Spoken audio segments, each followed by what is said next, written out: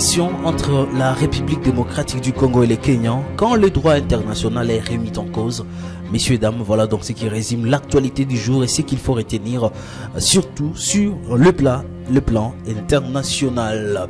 Les tensions montent entre Kinshasa et Nairobi, mettant en péril les processus de paix destinés à apaiser les relations entre les autorités congolaises et rwandaises, soutenues par les États-Unis après un cessez-le-feu de 2 semaines obtenu de Kinshasa et Kigali. Nous allons donc en parler avec plus de détails dans l'actualité du jour. Et puis, aujourd'hui, c'est clôture la période des campagnes. Un moment sombre pour l'opposition en République démocratique du Congo.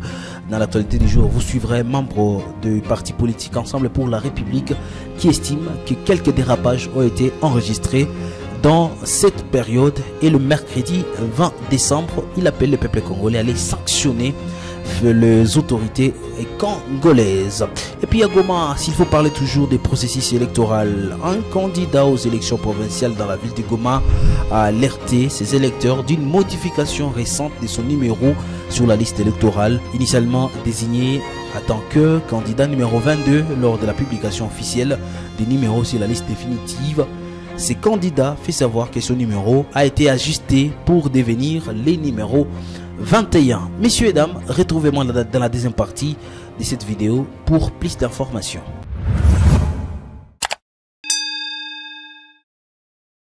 Commençons par la ville de Goma. Sylvain Namuninga, candidat aux élections provinciales dans la ville de Goma, a alerté ses électeurs d'une modification récente de son numéro sur la liste électorale. Initialement désigné en tant que candidat numéro 22 lors de la publication officielle des numéros sur la liste définitive, ce candidat fait savoir que son numéro a été ajusté pour devenir le numéro 21 après la mise en place de l'application de la Commission électorale nationale indépendante.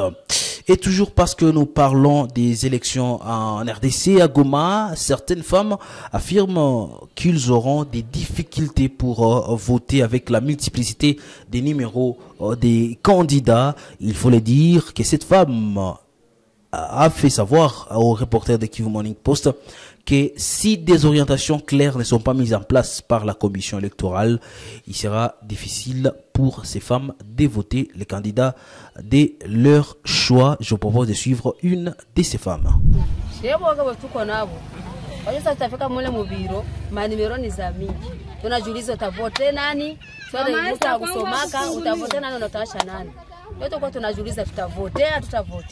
La période de campagne a été une période assez pénible pour certains candidats de la ville de Goma et de la République démocratique du Congo.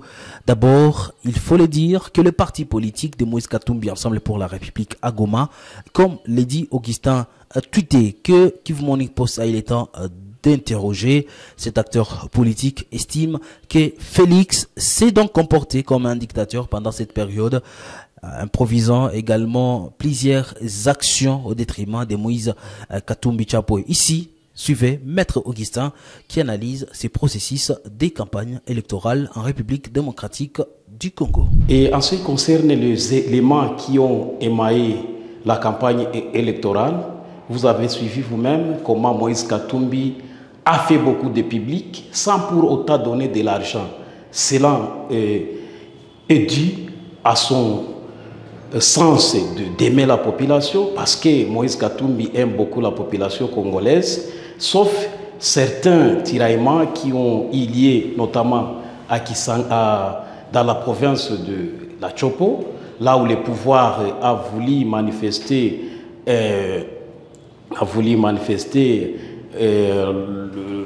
la haine à l'égard de notre candidat Moïse Katumbi Tshapwe. Vous avez suivi, vous avec moi, comment notre camarade a rendu l'âme à l'arrivée du président Moïse Katumbi à Kindu. Mais aussi, lorsque Moïse a voulu se rendre à Kananga et à Chikapa, le président Tshisekedi a improvisé aussi son arrivée à Kananga, au moment que c'est Moïse Katumbi qui devait y arriver bien avant.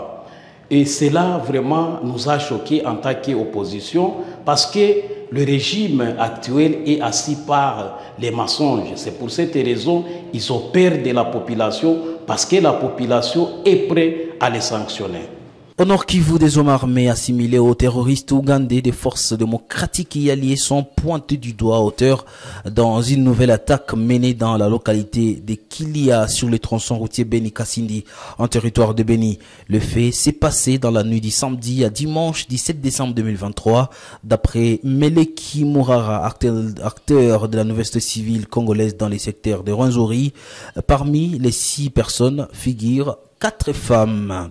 Et toujours au nord Kivu, la route Luna Commande dans la province de l'Ituri, à l'est de la République démocratique du Congo, une entité aussi qui partage des frontières avec le nord Kivu, est restée presque non fréquentable depuis plusieurs mois à cause de l'insécurité caractérisée par les attaques et embuscades perpétrées par les terroristes ADF, mais aussi du mauvais état de la route. Ces multiples attaques ont causé des centaines de morts aux côtés des véhicules et marchandises, des commerçants incendiés par les islamistes MTM-IS-CAP. Ces tronçons routiers sur la RN4 retrouvent graduellement sa gloire d'antan grâce aux opérations conjointes entre l'armée congolaise FARDC et ougandaise UPDF. L'insécurité était éradiquée petit à petit grâce aux opérations Soudia en cours et les travaux de réhabilitation de la route évoluent à pas des géants suite à l'apport matériel de l'état-major général des forces armées de la République démocratique du Congo, rapporte le capitaine Anthony Mwalushaï, porte-parole des opérations Sokola 1 Grand Nord. Et comme je le disais en introduction de cette vidéo, les tensions montent entre Kinshasa et Nairobi, mettant en péril le processus de paix destiné à apaiser les relations entre les autorités congolaises et rwandaises, soutenues par les États-Unis après un cessez-le-feu de 2 semaines obtenu de Kinshasa et Kigali. En effet, le président kenyan William Ruto a décliné la demande de Félix Tshisekedi visant à faire arrêter Corneille Nangaa, les cerveaux derrière la nouvelle coalition politico-militaire Alliance Fleuve Congo. C'était au cours d'une interview dimanche 18 décembre que le président kenyan a déclaré devant les journalistes de son pays qu'il avait répondu à Tshisekedi que le Kenya était une démocratie et qu'il ne pouvait pas arrêter quiconque exprime ses opinions, considérant les déclarations comme faisant partie intégrante du processus démocratique. Il a dit, la RDC voulait savoir si nous pouvions arrêter ces personnes. Je leur ai répondu, le Kenya est une démocratie, nous ne pouvons pas arrêter chaque personne qui fait une déclaration, a expliqué le président Ruto lors de cette interview. Le chef d'État kenyan a fait également savoir que son pays ne pourrait arrêter une personne qui n'avait qu'une simple déclaration, les considéra comme un antidémocratique. Si une personne commet des actes criminels, alors nous ferons tout notre possible pour nous en occuper. Mais faire des déclarations, ça fait partie de la démocratie. Combien de personnes font des déclarations contre moi au Kenya?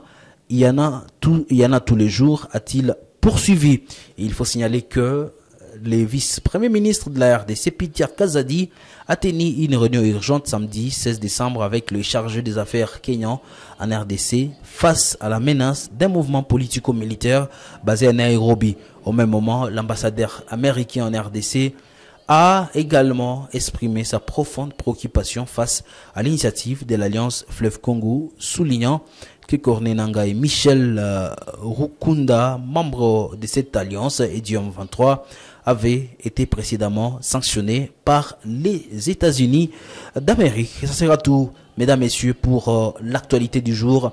Kivu Morning Post vous remercie d'avoir été des nôtres. Portez-vous bien.